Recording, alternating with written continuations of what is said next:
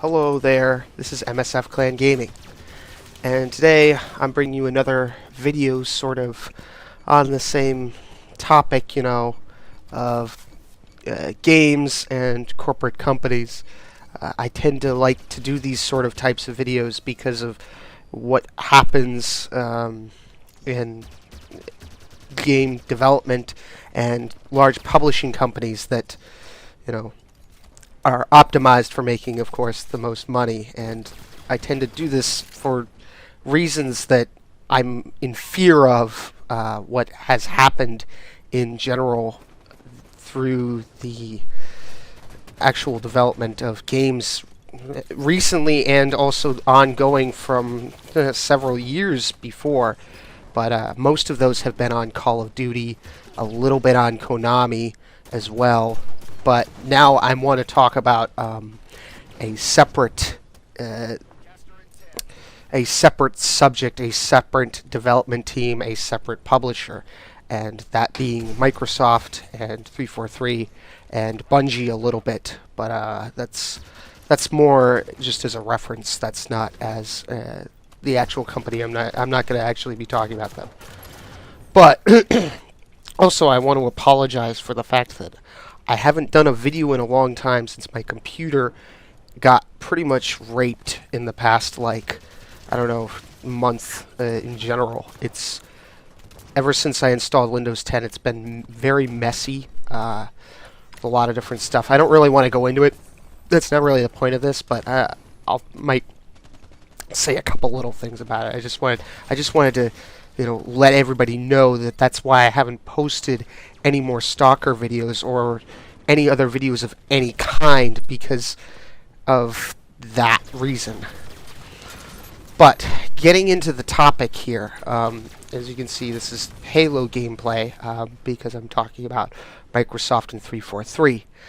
Now, with the release of Halo 5, it brings up a lot of concerns with development of games these days, and a lot of it has to do with the fact that Halo itself is aspiring to be more like Call of Duty. And I just gotta say, if they're going down that road, then they're already finished, because Call of Duty is dying because of the fact that people are getting pissed off at poor development choices that are simply optimized for making as much money as possible with the least amount of good content, the least amount of effort possible. That is the way Call of Duty is right now. Unfortunately, that's the way it's been for the past few Call of Duties. I would argue it's been like this ever since MW3's release, when they started doing massive amounts of marketing with lies, plain out, flat out lies, to get people to buy the game. And then when the game came out, a lot of that stuff was cut. Or just simply wasn't even there. It just was not what was said the game would be like. A lot of this was because they used a massive amount of campaign footage to make the game look better than it was. But that's the way it has been. So, but that is for what I say it's ever been since MW3. But it's obvious, blatantly obvious, with development, with games like Advanced Warfare. Call of Duty Ghosts, I can say it wasn't sort of that way. A lot of people hate that game, but it actually was solid in a lot of different ways, and it went back to the feel of other older Call of Duties. But Advanced Warfare is very obvious that they're trying to be like other games, like Titanfall and stuff like that. Now, but for Microsoft, as we can see, they're trying to be more like Call of Duty. Call of Duty tends to have shit campaign and a lot of multiplayer. They spend a lot of time on the multiplayer, which isn't always true, though. That's They still haven't really shown that they put in a massive amount of effort for multiplayer. But the thing about this is that if Microsoft, or not really Microsoft, but 343 are becoming more like this, the problem with this is the fact that Halo itself has always been stable. It has been very stable compared to Call of Duty's gameplay. People have gotten pissed off a lot about Call of Duty and the fact that it's going downhill. Halo, that hasn't been happening until now. This is the problem with this situation here, is that it is becoming what Call of Duty is, and they skimped a massive amount on the campaign in Halo 5, no doubtedly. It's not as bad as Destiny, but it's up there. It's really not very good. And multiplayer-wise, they implemented a system that nobody likes, and nobody should be defending this. If you are defending this, you are a asshole. I don't care who the fuck you are. You're an asshole if you're defending microtransactions. It is an unethical system. It is simply used for the company to make more money. It does not ultimately fund the MLG players. It does not ultimately fund DLC. This is a lie. It is a plain out lie. If you think that these DLCs don't exist yet, then you're a moron. The DLCs, for the most part, are just simply very easily made content that the companies can put out very quickly. These are things like game modes and map packs that can be made on Forge, which is, of course, being now released in December here. They're not very difficult to make. They're not very difficult to produce. They're just simply, you can practically make them or you say they're already made. Now, back to the idea of microtransactions. Microtransactions, as I said before, are not very morally justified because they're just simply for making more money. And the fact that these are becoming more and more prominent in games today, that you have to initially pay money to buy the game for, a purchase of $60 or whatever the hell you pay for the game, is terrifying. It is, in fact, very much a undermining of the ideas of just console gaming itself. And this is because of mobile games. It's becoming more and more popular, and of course mobile games, most of the applications are free and they use microtransactions to pay for it later. I'm not a fan of mobile games. I hate mobile games.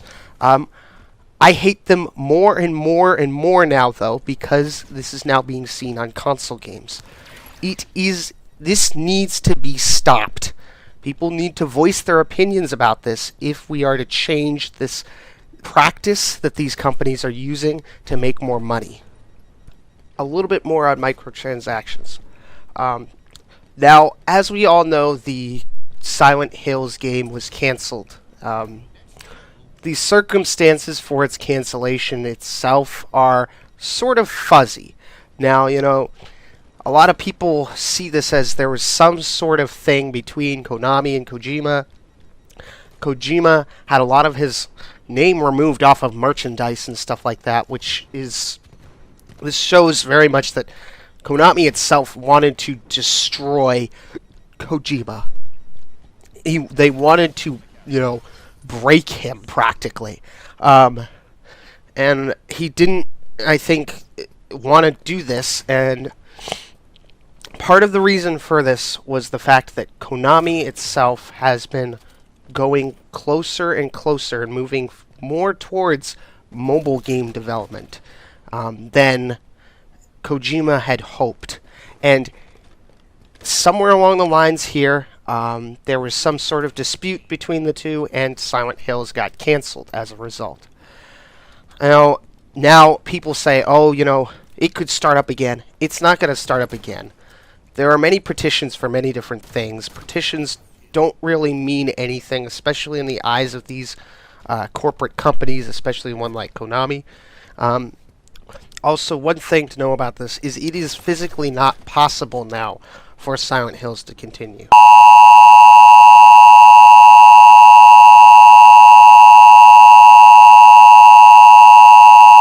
Kojima left Konami not too long ago, not surprising, and he's going to create his own games now. So you can stop saying that, we want Silent Hills to become a thing, because it's not going to. It physically cannot now. I wanted to talk a little bit more on Microsoft itself and 343. 343, as we know, has created this extendable story for Halo. It was originally sort of ended at Halo 3, sort of at Reach, because Reach was the last Halo made by Bungie. It was extended by 343 to create the Reclamation Trilogy. This is a trilogy game. It is Halo 4, Halo 5, and Halo 6. It was an extension of the story by 343. I very much disagree with how they have executed this story.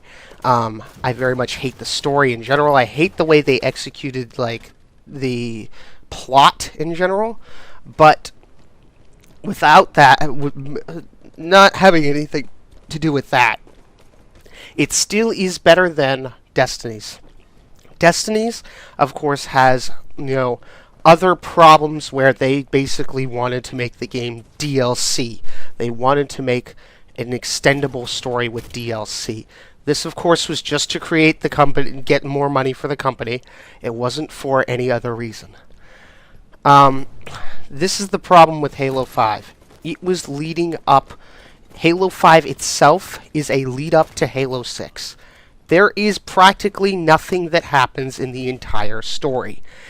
It begins the same way that it ends, which is a lot of destruction, basically. If the Warden had not existed, which, by the way, he appears 6 times, I believe. 6 times it is the same boss, and it is the only boss in the entire game. Now, if he had not existed, and Locke had not existed, then this game would have been 4 missions, or probably even less, of 1 mission of Master Chief going to find Cortana. And then the game would have ended. There is practically nothing that happens other than that. And the fact that the game ends on a cliffhanger that is not earned, it is a 4-hour campaign on its own on normal difficulty. This is not alright. As you might know, that's not alright. A 4-hour campaign on normal difficulty is not good. Especially when the story itself isn't good at all. Another horrifying thing that is happening here is the amount of hype for this game was absolutely massive. I have not seen hype for a game like this since MW3. And as we all know, MW3 had a massive amount of hype and a massive amount of lies. And the exact same thing happened here. Hunt the Truth was a audio series created for Halo. It came out, I don't even know, but it was free, and you could listen to all of them. It was meant to be a backstory sort of the way that things work with the UNSC and ONI, and it sort of shows how the government is almost corrupt in a certain way, and how Master Chief was pointed as, he was basically slandered as a criminal. Now, as we know in Halo 5, this does not really happen. For the most part, when Locke meets Master Chief, he has one little fight. It was actually advertised in a trailer that there would be a boss fight with Master Chief versus Locke. This did not happen, of course.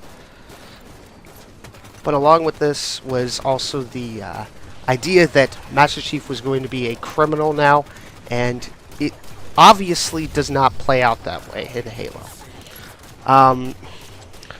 What's absolutely amazingly ironic about this situation here is they almost portray a corrupt system as bad here, but at the same time they're using false marketing to promote their game.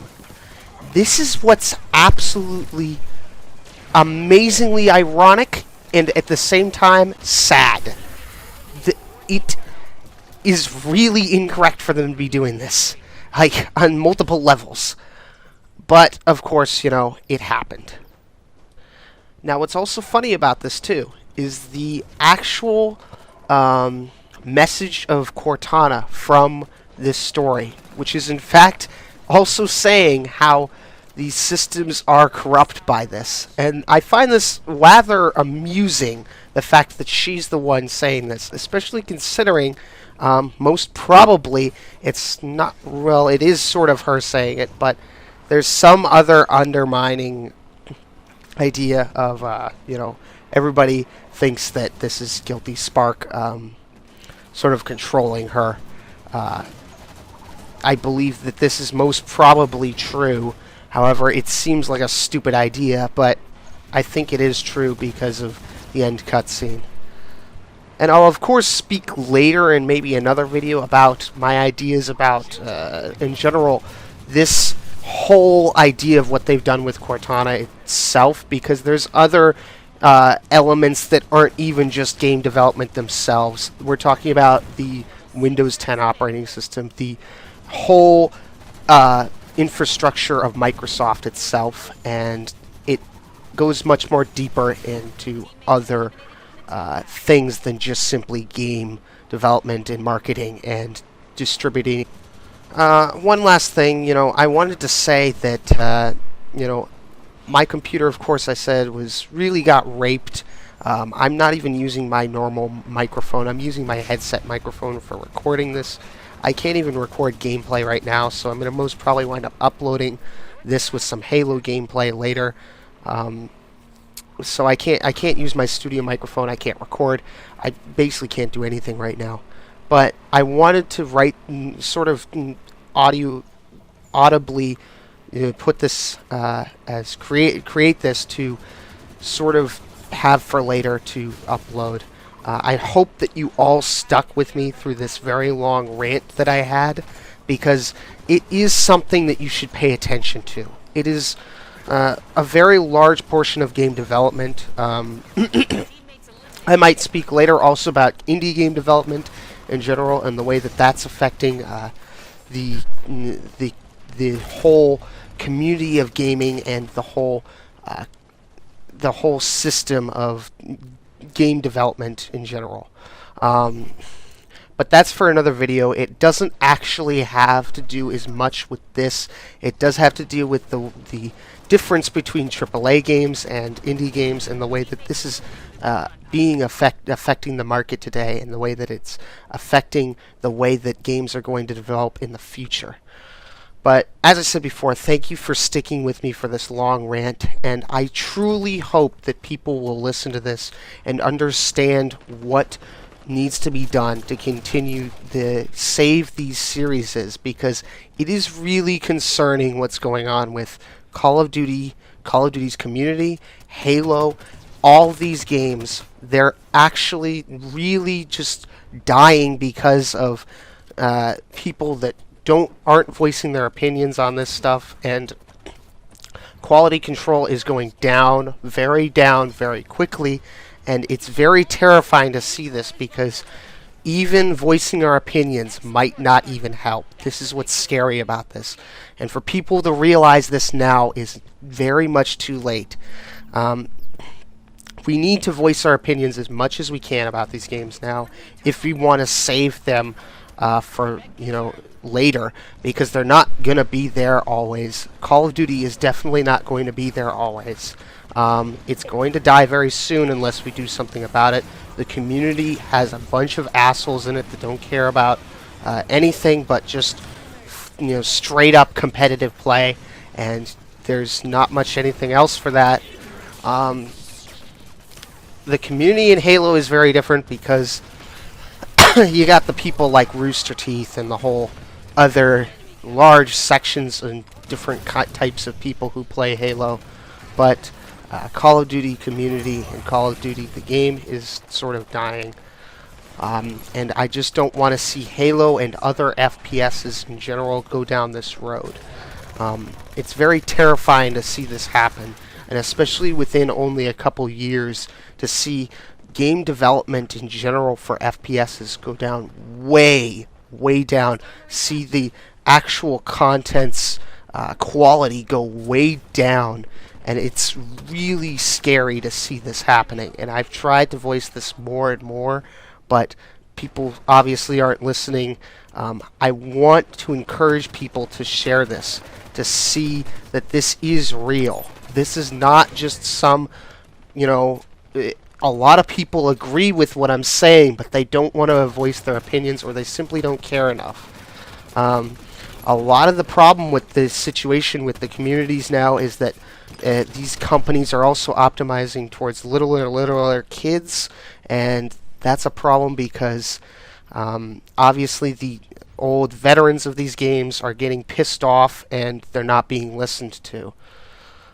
So as I said, I encourage you to voice your opinions.